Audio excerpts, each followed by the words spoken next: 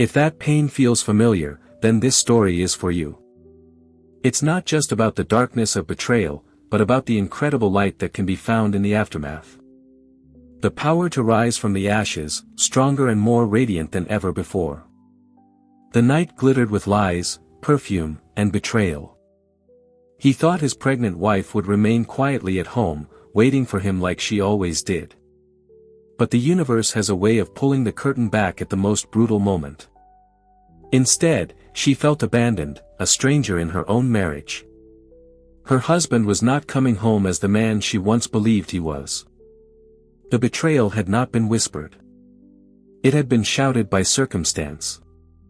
Earlier that evening, Ambrose had lied to her face with that polished smile he used to charm investors. He kissed her cheek without meeting her eyes, then disappeared into the city. Paparazzi flashes caught him with a raven-haired woman clinging to his arm, both stepping out of a limousine outside the Carroll Hotel. The woman laughed boldly, draped in a red silk gown that left little to the imagination. Reporters labeled her as his business associate. Her husband had chosen that life over her swollen feet, over the kicks of their unborn child, over the vows they had spoken in front of God and hundreds of guests. She wanted to scream, to smash the framed wedding photos that lined their marble hallway, but she sat still, heart thudding, a quiet storm gathering in her chest. His tuxedo hung open, his tie loosened, his eyes glassy with champagne. He froze when he saw Jacqueline waiting, her eyes like sharpened steel. He chuckled carelessly. "You're awake. Don't start with the nagging Jackie. I had meetings, investors. You wouldn't understand." She held up the photographs she had printed from the internet, his face drained of color. "This," she whispered, her voice breaking. For a moment, guilt flickered across his features, then arrogance smothered it. "So, what if it is? Do you think you're enough? You're just a pregnant woman slowing me down. I need more than a wife who stays home in pajamas." Without a word, Jacqueline slid the stack of papers across the glass table. Ambrose laughed, loud and mocking. Jacqueline swallowed her tears. The night air outside the panoramic windows glittered with possibility, even as her heart fractured. She was going to rise, and the man who shattered her would soon discover that nothing is more dangerous than a betrayed woman with dignity, determination, and an unexpected ally in the form of a billionaire who saw her true worth. Her father was a mechanic who could fix anything with his hands, but rarely had enough cash left over to fix the family car. Her mother worked double shifts at the diner, pouring coffee with a smile, even when her feet ached. She carried that fire with her when she earned a scholarship to Columbia University in New York. She studied literature, worked part-time in the campus library, and lived on instant noodles while other students breezed through life on their parents' credit cards. Her long chestnut hair, soft brown eyes, and calm demeanor drew people in. She was the girl everyone underestimated until she proved them wrong. It was during her junior year at a charity gala where she was volunteering that she first met Ambrose Colton. Back then, he wasn't the polished billionaire plastered across business magazines. Jacqueline hadn't known who he was. "Yes," she answered simply, balancing the tray on her arm. "Scholarship committee." Something about her answer intrigued him. Maybe it was that she wasn't there to impress, but to serve. Maybe it was that she looked at him without awe, as if he were just another man instead of a rising star. Whatever it was, Ambrose pursued her with determination. Flowers delivered to her dorm, surprise visits to the library, lavish dates that swept her out of the world she knew and into his universe of glittering lights and endless possibilities. For a girl who had grown up clipping coupons and worrying about rent, the promise was intoxicating. They married in a lavish ceremony at the Plaza Hotel. They traveled to Paris, dined in Michelin-star restaurants, rubbed shoulders with CEOs and celebrities. But fairy tales rarely last. Slowly, the cracks began to show. He grew restless, spending more nights at the office or with investors. The lipstick smudges that didn't match her shade. She told herself it was just the stress of his business, that every marriage had storms. And when she found out she was pregnant, she believed it would change everything. But reality was harsher. He sneered at her cravings, rolled his eyes when she complained of fatigue, and spent money freely on parties while scolding her for buying prenatal vitamins. The man she once adored seemed to vanish before her eyes, replaced by someone cruel, careless, and distant. Jacqueline tried to remind herself of the girl she once was, the girl who had fought her way out of a small town, who had earned her place in New York on her own merit. Hormones, exhaustion, and the crushing loneliness of their cold penthouse made her doubt her own worth. And then came that night, the night of his mistress, the night her illusions shattered completely. Still, beneath the heartbreak, a flicker of strength remained. She knew what it meant to fight. She knew she couldn't let her child be raised in a home poisoned by deceit. Her fate had already placed someone powerful, someone unexpected on her path. A man whose shadow loomed larger than Ambrose's ego ever could. From its floor-to-ceiling windows, the skyline glittered in shades of gold and silver, 1,000 dreams suspended in steel. To the world outside, it was a symbol of success. She had been stunned by the polished marble floors, the imported Italian chandeliers, and the massive oil paintings that lined the walls. Every corner seemed designed to remind visitors that Ambrose Cololton had arrived, that he was no longer the hungry young entrepreneur clawing his way up the ladder, but a man who now owned a piece of the city. For Jacqueline, though, the penthouse had always felt more like a museum than a home. It was too immaculate, too perfect, too cold. Their bedroom, with its oversized bed and silk sheets, was as vast as an empty ballroom. The walk-in closet displayed rows of designer gowns Ambrose insisted she wear to his galas. Yet most nights she curled up in simple cotton dresses that reminded her of comfort, of home. Ambrose thrived there. These were his playgrounds. Jacqueline often stood at his side during these events, her hand resting on her swollen belly, trying to smile as the city's most powerful men and women whispered about the next big deal. She had mastered the art of polite nods and soft laughs, all while feeling like an outsider in her own life. One gala in particular remained burned into her memory. She caught glimpses of herself in the mirrored walls, a tired smile, a hand resting protectively on her belly. For a fleeting moment, she wondered if Ambrose felt the same way, that she didn't belong. Later that night, as the orchestra played softly and guests mingled, Jacqueline excused herself to find a seat. That's when she noticed him. His suit was simple compared to the peacocks preening nearby. Yet it fit him with an elegance that spoke of quiet power. People glanced at him, whispered, then looked away with the respect that only true influence commanded. She didn't know it then, but this was the man who would soon rewrite her future. Back at the penthouse, nights grew lonelier. Sometimes she would press her hand against the glass, watching taxis crawl below, wondering if somewhere out there was a version of her life where she wasn't invisible. Her pregnancy only deepened the isolation. Friends who once called stopped visiting, too intimidated by Ambrose or too busy with their own lives. Her parents phoned often, but she lied to them, insisting she was happy, that Ambrose was devoted, that the baby would be born into love. She couldn't bear to admit the truth, that behind the glittering facade, her marriage was rotting. "My wife," he would say with a smirk, draping an arm around her shoulders. She was a trophy, a vessel. The main setting of her life, this world of opulence, chandeliers, and penthouses, was supposed to be a dream, but every glittering surface only reflected her loneliness back at her. The gala was winding down, champagne glasses half empty, laughter fading into whispers. Ambrose disappeared again, claiming he was finalizing business with a foreign investor. Jacqueline waited, her heart heavy, until she spotted him in the shadows of the courtyard. A kiss, a laugh, a betrayal displayed as carelessly as tossing away a napkin. And as she turned away, fighting the nausea rising in her throat, she did not see the man from the balcony step forward, his eyes following her with quiet intensity. From the day Jacqueline first met him, ambition oozed from his every word, every gesture, every calculated smile. He wasn't just chasing success. But it was also the very poison that began to rot him from the inside. By the time Jacqueline was 6 months pregnant, the man she had married was almost unrecognizable. He still looked like the polished billionaire plastered on magazine covers.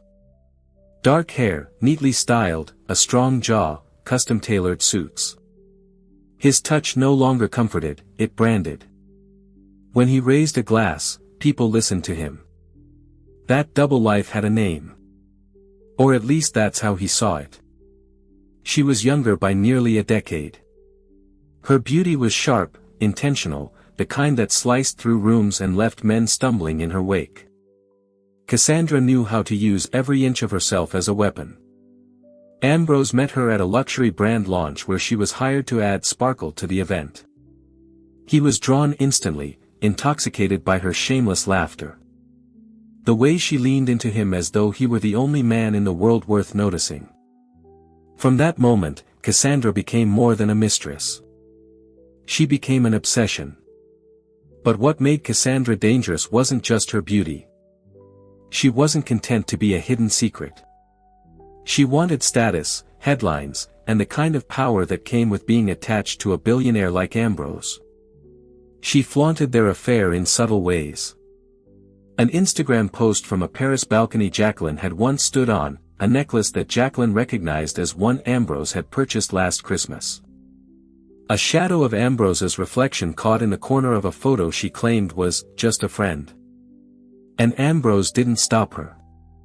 He wanted the world to see him not as a loyal husband, but as a man untouchable, powerful enough to flaunt his betrayal without consequence.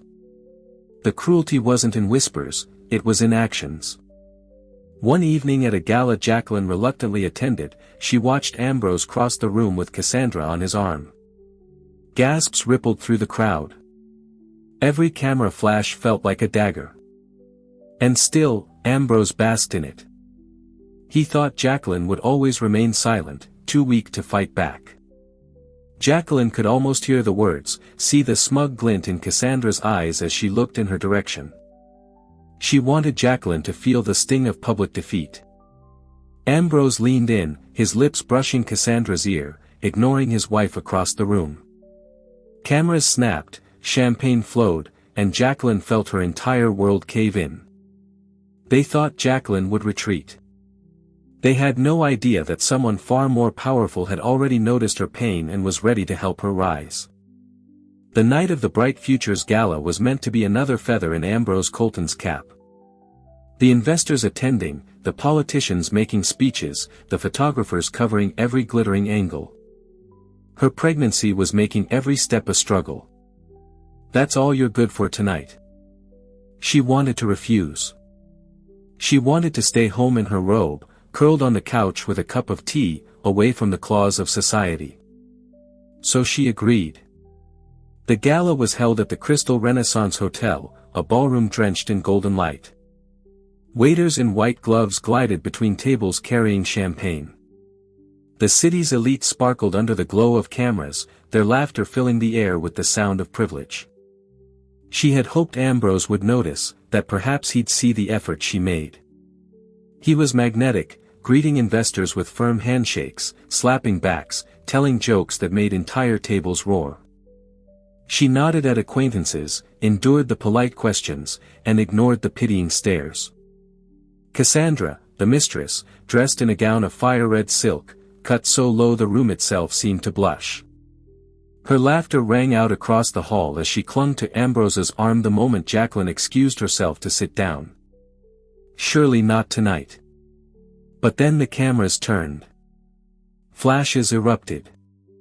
Cassandra leaned into Ambrose, her lips brushing his ear as though whispering secrets. The room hushed. It was on full display beneath the chandeliers. Jacqueline froze. Isn't that his wife over there? She's pregnant, poor thing. Shameless. Absolutely shameless.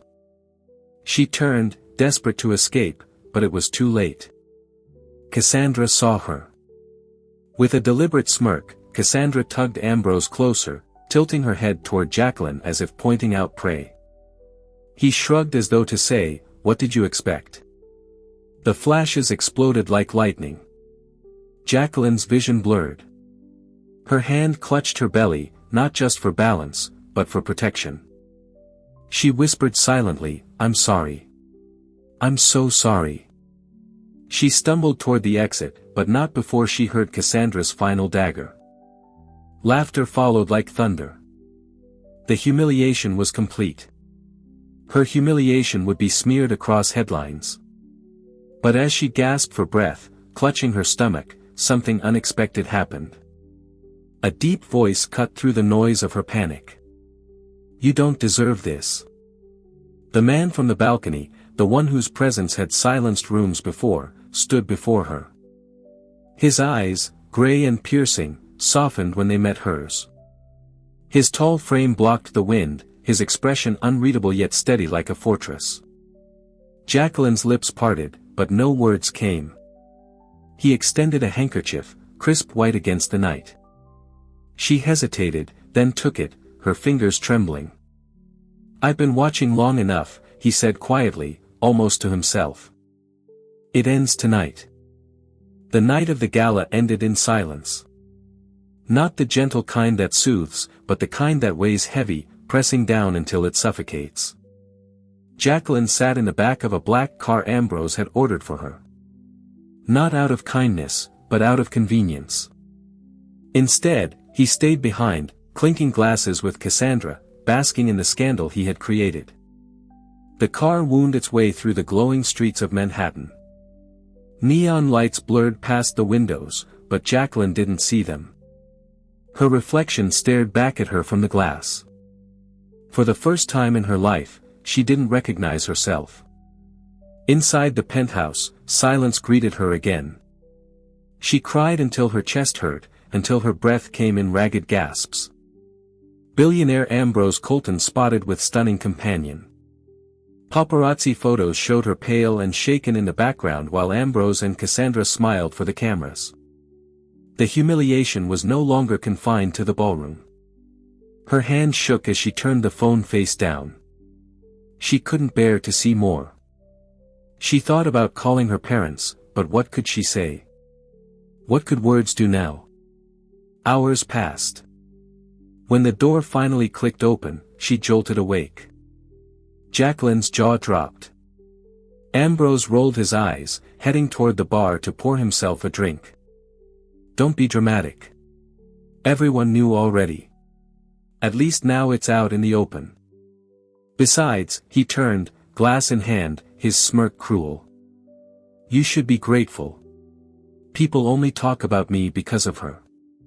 You wouldn't understand." Her voice shook with rage. "I'm carrying your child, Ambrose. Doesn't that mean anything to you?" Guilt. She couldn't tell. Children don't matter until they can carry my name in boardrooms. Until then, they're just noise. The words sliced through her. She clutched her belly protectively, her tears returning. He had not only betrayed her, he had dismissed their unborn child as nothing more than an inconvenience. She avoided the news, avoided the mirror, avoided Ambrose whenever possible. Her gowns hung limply in the closet, untouched symbols of a life she no longer wanted. She thought about divorce. But the thought of raising a child alone terrified her. Ambrose's voice haunted her. No one would want a woman carrying another man's child. Yet, in her darkest hours, one memory kept resurfacing. The man from the balcony, the one who had offered her a handkerchief outside the gala. His words echoed in her mind. "You don't deserve this.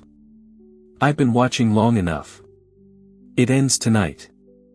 Why had his voice felt like a lifeline when everything else was collapsing? Steady gray, full of something she hadn't felt in years. Respect. Still, the days dragged on in despair. One evening, as she sat in the nursery, surrounded by half-assembled furniture and unopened boxes of baby clothes, she broke down completely. "I'm failing you," she cried. "I don't know how to save us." Her phone buzzed again. Another notification. This time, it wasn't a headline or a cruel message. It was a text from an unknown number. In fact, it was the kind of place Jacqueline used to love before her life was buried in chandeliers and champagne galas. She kept glancing at the door, her heart racing. Her body was still fragile from sleepless nights. But today, her spirit was restless. But then the door opened and he walked in. He wore a navy suit, crisp but understated, his tie loose as if he'd walked straight out of a boardroom but didn't care to impress anyone here. Conversations hushed as people noticed him, though most pretended not to stare. Jacqueline's breath caught when his eyes found hers instantly, as though he'd been searching for no one else. He walked over and stopped at her table. She blinked. "You know my name." "Of course I do." Jacqueline's eyes blurred with tears, but she blinked them away. "Ethan Blackwell." The name hit her like a wave. His name alone carried weight in every financial circle. She remembered whispers at galas about his fortune, his power, his mystery. "I don't understand," Jacqueline whispered. "Why me?" Ethan's gaze softened. "Because I saw you long before your husband humiliated you. I saw your strength, and I know what it feels like to be underestimated, to be betrayed by people who should have protected you." Jacqueline's lips trembled. "I'm offering you a choice. You can keep suffering in silence or you can fight back. And if you choose to fight, you won't be alone. Fight back against Ambrose. Against everything he's built on lies," Ethan corrected. For the first time, Ethan's jaw tightened, a shadow flickering in his expression. "I don't have money. I don't have influence. I don't even have the strength right now. What could I possibly do?" Ethan leaned forward, lowering his voice. "Jacqueline, you have more than you realize. You have the truth. And the truth, when revealed at the right moment, is more powerful than any fortune." For the first time, she wondered if those wounds could be used not to weaken her, but to fight back. It was heavy, embossed with his name and nothing else. No title, no company, just a direct number. They sat in silence, the noise of the cafe fading around them. Jacqueline swallowed hard. For the first time in weeks, she allowed herself to imagine a future not defined by humiliation, but by strength. As Ethan stood to leave, he placed a steady hand on her shoulder. "You don't have to decide now, but remember this. When you're ready, you won't be fighting alone." He turned and walked out of the cafe, his tall frame cutting through the morning sunlight. Jacqueline stared at Ethan Blackwell's card for days. It lay on her nightstand, simple and weighty, a reminder that she had a choice. Every morning she woke to Ambrose's absence and Cassandra's name in the headlines. Every night she cried herself to sleep in the cold cavern of the penthouse. Finally, one morning she dialed the number. Ethan answered on the first ring, his voice calm, certain. From that moment, everything began to change. They looked at her with respect. Inside were photos, receipts, emails, proof of Ambrose's double life. "Why are you showing me this?" she whispered. "And soon Ambrose will regret underestimating you." Ethan's team helped her prepare. A stylist transformed her wardrobe not into the flashy gowns Ambrose demanded, but into sleek, powerful outfits that made her feel strong. At a private dinner, Ethan leaned across the table, studying her with quiet approval. "You look like a woman ready to take back her life." Jacqueline smiled faintly. "For the first time, I believe I am." But the transformation wasn't only on the outside. He asked about her childhood, her parents, the girl who once dreamed beyond small-town limits. He reminded her that she had built herself before Ambrose, and she could build herself again. Day by day she grew stronger. She began to plan not only for divorce, but for a future where she could stand tall, providing for her child without Ambrose's poison. And through it all, Ethan was there, not hovering, not controlling, but steady, a presence she could lean on when fear threatened to return. It felt like an open stage waiting for her to step into her new role. Heads turned as she entered.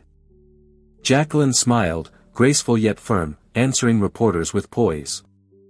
When asked about Ambrose, she didn't crumble. Instead, she simply said, "I believe every woman deserves respect. I won't accept less for myself or for my child." The headlines the next day were different. Jacqueline Colton breaks her silence. "What do you think you're doing?" he roared. Jacqueline met his glare with calm eyes, "Taking back my life." He laughed bitterly. But even as he spat the words, Jacqueline saw something in his expression she had never seen before. Fear. His control was slipping. She had walked into the fire and survived. For the first time, she believed she could win. And this time, he wasn't planning to play fair. This was not another painful evening of humiliation. Tonight she would stand in the light, strong, unshaken, undeniable. Ethan Blackwell had arranged everything. Quietly, strategically, he had ensured the right reporters, investors, and social leaders would be in attendance. He never told Jacqueline what to say. He didn't need to. She had found her own voice now, but he made sure when she spoke, the world would listen. The gala was held at the Grand Astoria Hotel, its ballroom glowing with chandeliers that dripped light like molten gold. Ambrose arrived first, Cassandra on his arm, their entrance a spectacle. Cassandra wore a glittering emerald gown with a slit that left little to the imagination. Whispers filled the air. Will Jacqueline show up? Did she finally leave him, or will she endure another humiliation? Jacqueline stepped inside. She wore a midnight blue gown that hugged her form, elegant yet commanding. She walked not as a woman broken, but as a woman reborn. Before he could respond, reporters swarmed. "Mrs. Colton, Jacqueline, do you have a statement about your husband's affair?" For weeks, she had been silent, enduring whispers. Tonight, her voice rang clear.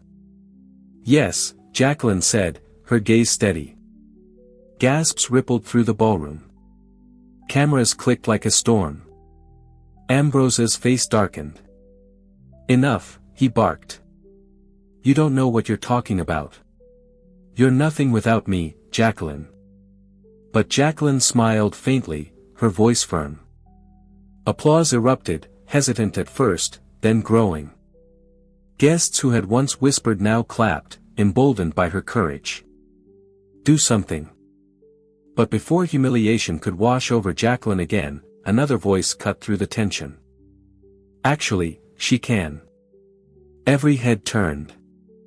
Ethan Blackwell stepped forward from the shadows of the ballroom, his presence silencing the crowd, his gray eyes locked on Ambrose, his jaw set like steel. He nodded to his aide, who handed a folder to the nearest reporter. Ambrose's face drained of color. "You." He turned to Jacqueline, spitting venom. "You planned this with him." Jacqueline's voice was steady as she met his gaze. Cassandra shrieked, pulling her hand from Ambrose's arm. "You said this would never come out. You promised me." The cameras caught it all. She placed her hand on her belly and said firmly, "I may be carrying your child, Ambrose, but I will not carry your shame." Applause thundered through the ballroom. Reporters swarmed Ethan and Jacqueline. Cassandra stormed out in tears. And then Ethan leaned closer to him, his voice low enough for only Ambrose to hear. Ambrose's eyes burned with hatred, but fear shadowed his face. The fallout from the Empire Trust Gala spread like wildfire. It was plastered across every news channel, every headline, dripping with scandal, fraud, betrayal, collapse. Investors pulled their money. Business partners fled. Cassandra, once draped on his arm like a crown jewel, vanished from his side, leaving him to face the storm alone. By the end of the week, Ambrose Colton was no longer the king of Wall Street. He was a disgraced man teetering on the edge of ruin. But Jacqueline's journey was only beginning. In the days following the gala, she moved out of the penthouse. No longer a prisoner of marble walls and cold chandeliers, she found herself in a quiet brownstone Ethan helped her secure. Her warmth. For the first time in months, she slept without tears. Ethan didn't hover, but he was there, steady as ever. He walked with her to doctor's appointments, sat with her through legal consultations, and made sure the world knew she was no longer a woman to pity, but a woman to respect. Under his guidance, her divorce proceedings gained momentum. Ambrose's lawyers tried to fight, but the evidence of fraud weakened his every move. For the first time, I believe you.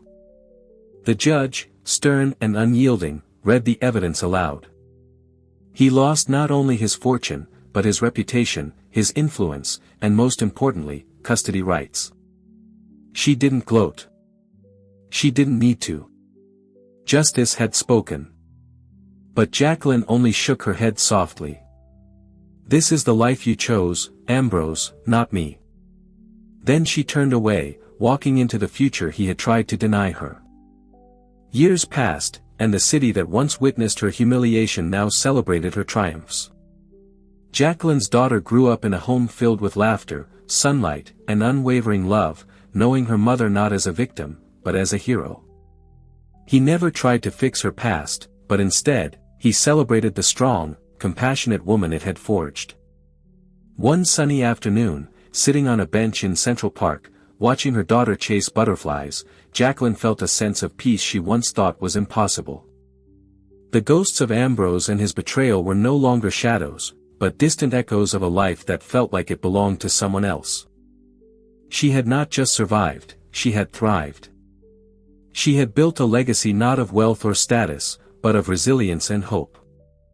She had found her happy ending, not in a fairy tale, but in the quiet, powerful truth of her own worth. It shows us that no matter how deep the betrayal or how painful the fall, we all have the power to rise again. If Jacqueline's journey from heartbreak to healing resonated with you, if it sparked a flicker of hope in your own heart, then become a part of our community. By joining us, you're not just watching stories, you're becoming part of a movement of hope, healing, and empowerment. Let's rise together.